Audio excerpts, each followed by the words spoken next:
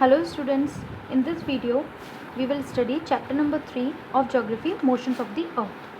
Okay, so इसमें हम जानेंगे अर्थ के मोशंस के बारे में कि अर्थ के कितने टाइप्स के मोशन होते हैं और उन मोशंस का एग्जैक्टली क्या असर पड़ता है अर्थ पे या फिर अर्थ में जो लिविंग ऑर्गेनिज्म रह रहे हैं उन पर. Okay, so there are two types of motion. First is rotation and other is revolution. Rotation means the movement of the earth on its axis. मतलब अर्थ जो अपनी ही जगह पे अगर घूम रही है तो उस मूवमेंट को हम कहते हैं रोटेशन. बट जब अर्थ सन के चारों तरफ एक फिक्स पाथ पे जब घूमती है तो उस मूवमेंट को हम कहते हैं रेवोल्यूशन. फिक्स पाथ को हम ऑर्बिट भी कहते हैं. Okay, then next is orbital plane. What do you mean by orbital plane? Orbital plane means the axis of the earth which is an imaginary line makes an angle of 66.5 degree with its orbital plane. Means यहाँ पे orbital plane के बारे में जो बताया है वो उसके लिए हमें पहले ये जानना पड़ेगा कि ऑर्बिटल प्लेन होता क्या है. तो इसको हम एक एग्जांपल के थ्रू समझते हैं. आप ये सपोज़ करिए कि एक रेस जब लगाते हैं कोई रेसर तो एक ट्रैक होता है उनका. ओके, सो उस ट्रैक पे अगर वो रेसर जो है वो एक इंक्लिनेशन हो, उसका एक झुकाव हो, ठीक है, झुकाव हो उसका फ्लोर की तरफ, एक झुकाव बना हुआ है. वो स्ट्रेट ना खड़ा होके या स्ट्रेट ना रन करके वो ऐसे झुकता हुआ खड़ा हुआ है, बैंडिंग पोजीशन है. ठीक है, तो उस पोजीशन को वो जो हमारा एक ये जो एंगल बना रहा है तो ये एंगल हमारा बन रहा है 66.5 डिग्री. ओके, जो हमने अभी पढ़ा कि ऑर्बिटल प्लेन से जो एक्सिस है अर्थ का जो एक्सिस है वो 66.5 डिग्री का एंगल बनाता है. तो जैसे कि ये हमने एक एग्जांपल समझा कि ये एक प्लेन है फर्स्ट ऑफ ऑल. देन उस प्लेन पर एक पर्सन है जो एक इंक्लाइन करके एक झुकाव, एक बैंडिंग पोजीशन लेके खड़ा हुआ है और उसके जो पोजीशन है वो है 66.5 डिग्री के एंगल पर. तो इसी तरह अर्थ है, इसी चीज़ को आप अर्थ को रिलेट करो कि वो एक प्लेन है और उस प्लेन पर अर्थ जो है वो इंक्लाइंड है 66.5 डिग्री से. ठीक है, उस प्लेन पर. तो ये हमारी अर्थ हो गई. ठीक है, और अर्थ हमारी जो है ये इस तरह से हो गया, राइट, कि ये जो हमारा ये क्या है, ये एक्सिस है, क्योंकि यहाँ पे क्या पढ़ा लिखा है, हमने क्या पढ़ा था, axis of the earth which is an imaginary line mixing an angle of 66.5 degree. Means ये जो एक्सिस है हमारा ये 66.5 डिग्री का एंगल बना रहा है ऑर्बिटल प्लेन से. राइट, आई होप आपको ये चीज़ क्लैरिटी से अब समझ में आ गई होगी कि ऑर्बिटल प्लेन से जो एंगल बन रहा है वो किस तरह से बन रहा है. ठीक है, सो अब आप अगर इस फिगर को देखो ध्यान से,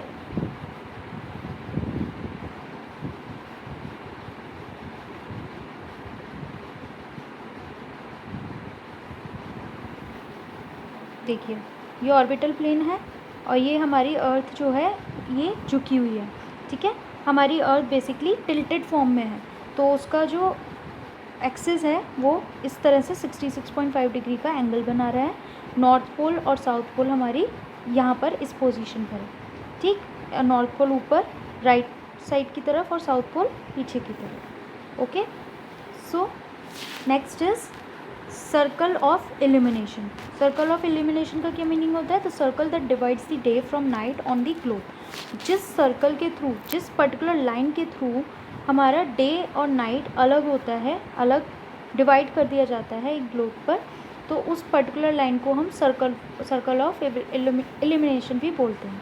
इस फिगर में देखिए कि ये आपका ये तो एक्सिस है, ये लाइन, ठीक, और ये जो लाइन है ये बीच में जो स्ट्रेट लाइन जा रही है ये इस राइट हैंड पे आपका डे है और लेफ़्ट हैंड पे आपकी नाइट शो कर रही है. ठीक है, वाई?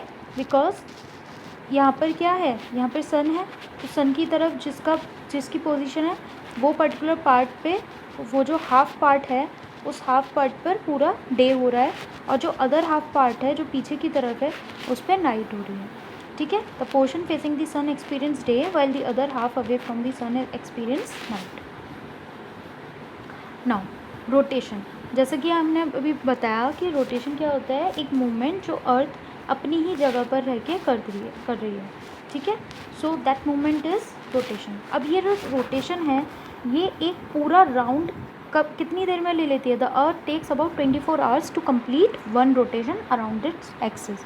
मतलब अपनी एक्सिस पर अर्थ पूरी एक राउंड लेने के लिए कितना टाइम लेती है? 24 आवर्स।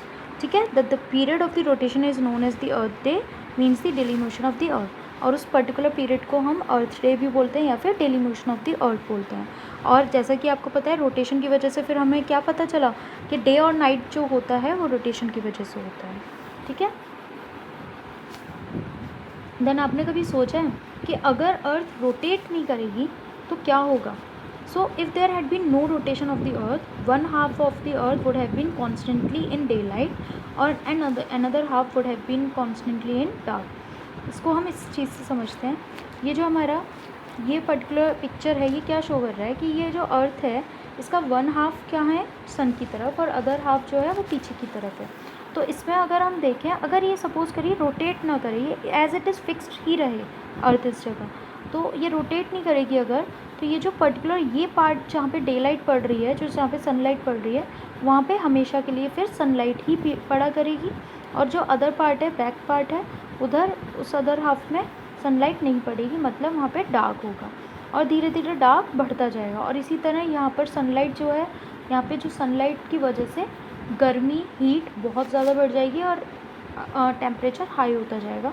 और पीछे अदर पार्ट में आपका टेम्परेचर फ्रीजिंग कोल्ड होता चला जाएगा, राइट, अगर ये अर्थ मूव नहीं करती है तो। ठीक है। सो द पोर्शन जैसा कि हमने पढ़ा कि अगर there had been no rotation of the earth, one half of the earth would have been constantly in daylight and another half would have been constantly in dark. The portion under sunlight would have been too hot, the portion in dark would have been freezing cold. Right? Now what do you mean by revolution? Revolution का हमने क्या meaning पता किया था कि revolution means जो अर्थ सन के around, सन के चारों तरफ जो मूवमेंट करती है उस पर्टिकुलर मूवमेंट को हम रेवोल्यूशन बोलते हैं।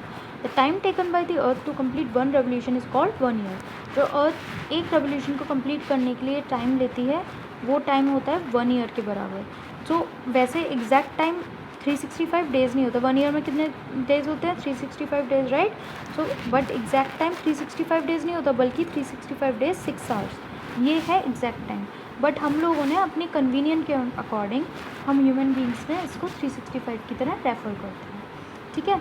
सो अब हम इस फिगर को समझते हैं। इस पर्टिकुलर फिगर में ये बताया गया है कि रेवोल्यूशन की वजह से, ये देखिए ये बीच में सन है और ये जो अर्थ की पोजीशन है कि पहले अर्थ जो है वो फ्रॉम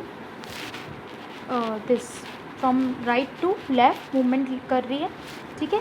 और उस मूवमेंट की वजह से अर्थ की डिफरेंट पोजीशंस आ रही हैं। और एक चीज़ और, अगर हम ध्यान दें तो अर्थ की जो पोजीशन है वो अर्थ जो राउंड ले रही है that is not in circular position, in fact it is an elliptical orbit. जो अर्थ का ऑर्बिट है, जिस पर्टिकुलर ट्रैक पर अर्थ मूव कर रही है उसको हम ऑर्बिट बोलते हैं। और उस ऑर्बिट का जो शेप है, जो उसकी पोजीशन है वो कैसी है? इलिप्टिकल ऑर्बिट बनाती है। ठीक है।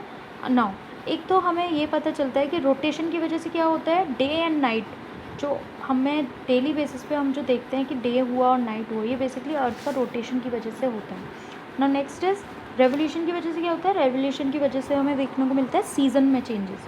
ठीक है। वो हम अभी और समझेंगे, इस जब पिक्चर को हम समझ लेंगे तो हमें पता चल जाएगा वो कैसे होता है। अब देखिए यहाँ पर आपका बीच में है सन, राइट, और सन के इस साइड है हमारा लेफ़्ट साइड। अगर हम इस पर्टिकुलर फिगर को देखें तो यहाँ पे हमें क्या दिख रहा है? Just a minute.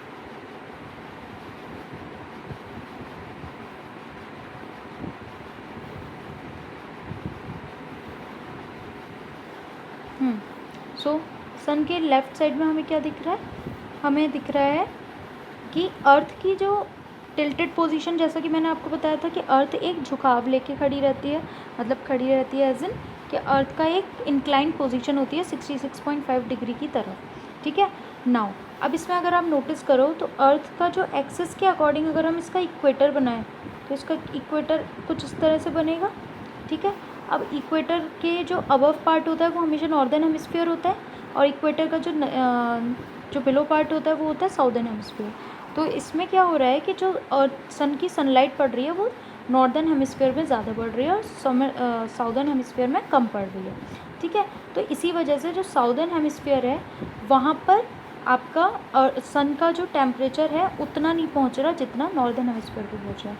और ये टाइम कब का शो कर रहा है? 21 जून का। तो 21 जून पे एग्जैक्टली ये पोजीशन होती है जिसमें समर होता है नॉर्दर्न हेमिस्फीयर पे, और इसकी वजह से सबसे ज़्यादा बड़ा दिन देखने को मिलता है और सबसे शॉर्ट नाइट होती है, ठीक है। कब होती है? ये होती है 21 जून को, ठीक।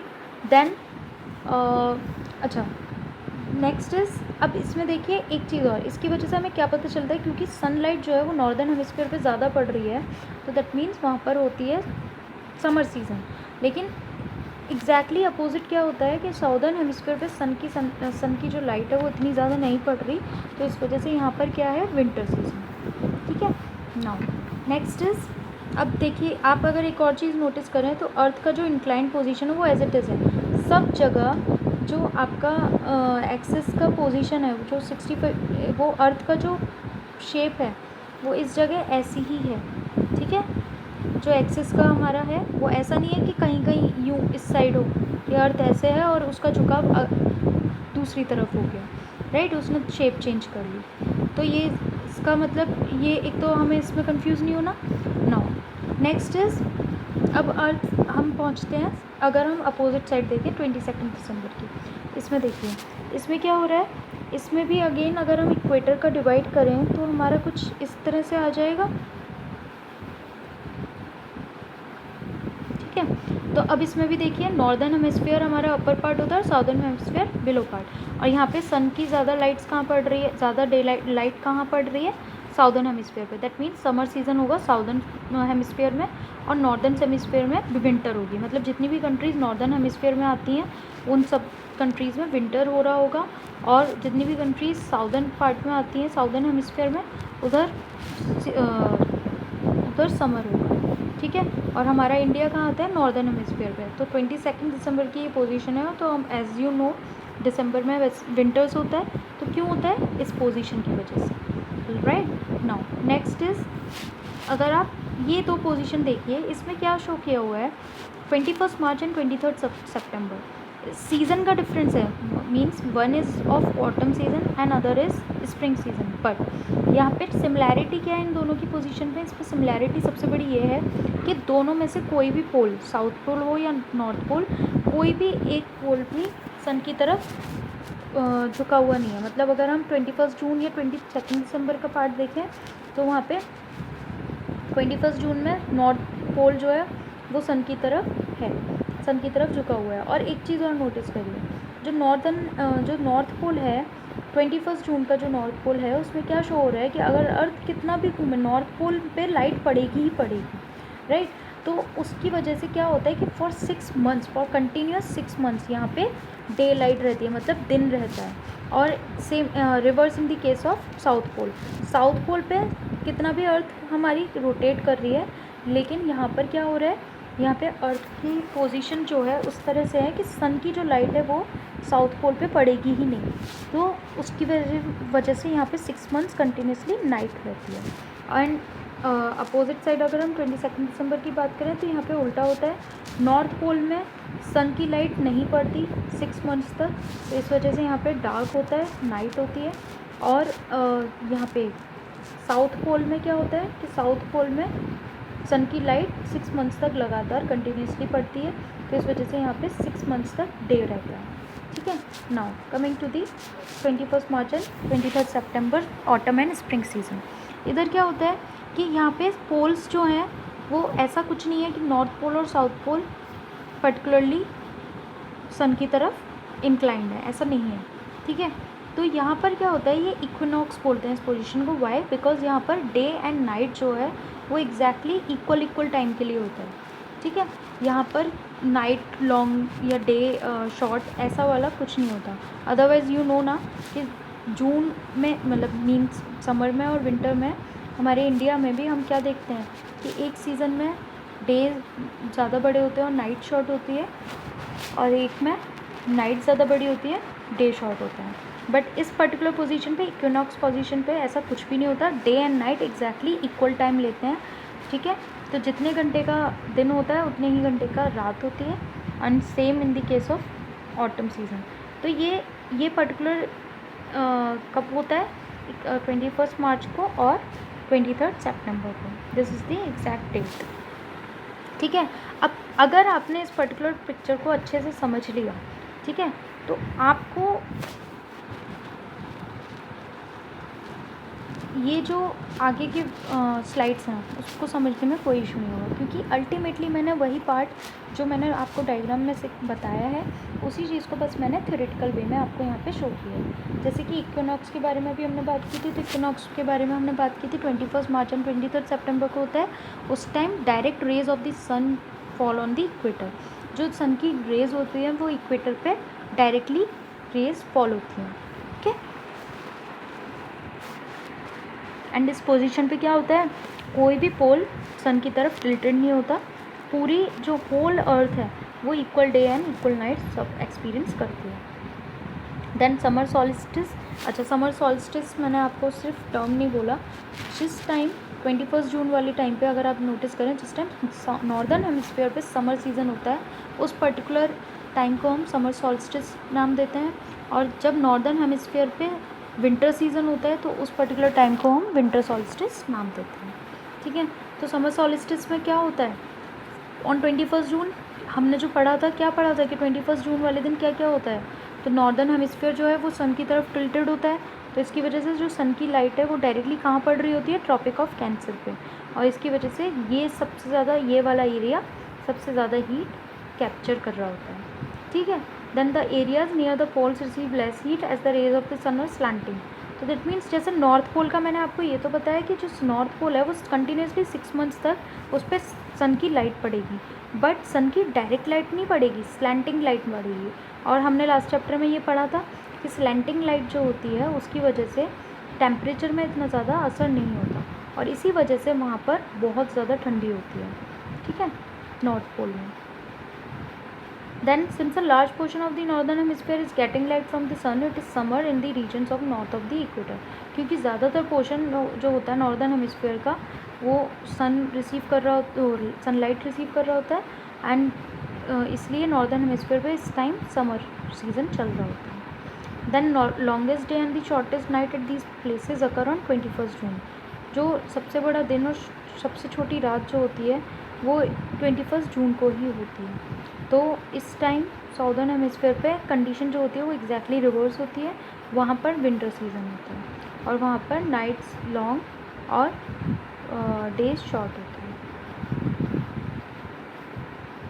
देन विंटर सॉल्स्टिस, जैसा कि हमने अगेन पिक्चर में पढ़ा था 22 दिसंबर को क्या होता है, that the tropic of Capricorn receives direct rays of the sun as the south pole tilts towards it. जो ट्रॉपिक ऑफ कैप्रिकॉर्न है उसमें सन का जो डायरेक्ट रेज पड़ती हैं, ठीक है, और इसकी वजह से साउथ पोल जो है, और क्योंकि साउथ पोल जो है वो टिल्टेड होता है उसकी तरफ, तो उधर हमारे डायरेक्ट सनलाइट पड़ती है, ठीक है। Then as the sun's rays fall vertically at the tropic of Cancer, a large portion of the southern hemisphere gets light and therefore it is summer in the southern hemisphere with no longer days and shorter night. तो इस time क्या होता है, जो sun rays होती है वो tropic of cancer पे वर्टिकली डायरेक्टली पड़ रही होती है, और ट्रॉपिक ऑफ कैप्रिकॉर्न, सॉरी मैंने अभी कैंसर बोल दिया था, that was tropic of Capricorn. और ट्रॉपिक ऑफ कैप्रिकॉर्न क्या होता है, कौन सी वाला लैटीट्यूड होता है, 23.5 डिग्री साउथ, राइट। तो a large portion of the southern hemisphere gets light. इसमें क्या होता है कि लार्ज पोर्शन जो होता है वो साउदर्न हेमिस्फीयर का इस टाइम लाइट मिल रही होती है उसको विंटर सॉल्स्टिस के टाइम। तो इस टाइम क्या होता है, वहाँ पर हमारे वहाँ पर क्या हो जाता है, समर सीज़न, ठीक है, and therefore it is summer in the southern hemisphere with no longer days and short nights now. और इसी का अपोजिट हमने अभी पढ़ा था कि नॉर्दर्न हेमिस्फीयर पे क्या होता है, ठीक है। सो दिस वॉज इट, इस चैप्टर में आपका यही था। बेसिकली तो हमारा चैप्टर यहाँ पर फिनिश हो जाता है। इस पर्टिकुलर इमेज को जब हम समझ लेते हैं अच्छे से तो हमारा चैप्टर यहीं कंप्लीट हो जाता है, बट क्योंकि हमें थ्योरेटिकल पार्ट से भी पता होना चाहिए, और एक चीज़ और, जब आप ये चैप्टर को इस तरह से पढ़ लेंगे तो मैंने पिक्चर के थ्रू एज वेल एज़ मैंने आपको यहाँ पे पॉइंट्स भी लिख के दिए हैं, बट स्टिल आप बुक अपनी ई बुक या फिर अपनी बुक अगर आपके पास है दैट्स वेरी गुड, तो उसको रीड करिएगा और फिर इसको समझिएगा। आप आई एम डैम श्योर आपको ये चीज़ बहुत अच्छे से समझ में आएगी। अगर वीडियो आपको अच्छा लगा तो लाइक शेयर एंड सब्सक्राइब करें। Thank you.